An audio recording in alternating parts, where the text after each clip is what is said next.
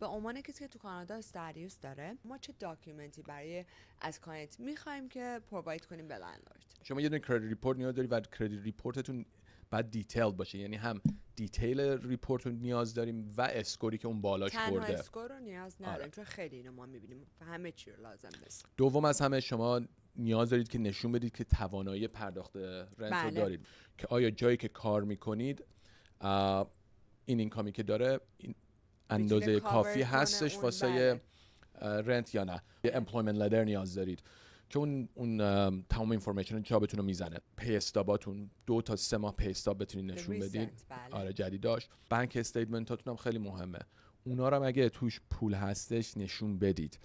آیدی 100%. آره آیدی نیاز داریم. رنتال اپلیکیشن دوباره در مورد اینفورمیشن خودتون هست، خیلی جامع، و یه سری از رفرنس هاتون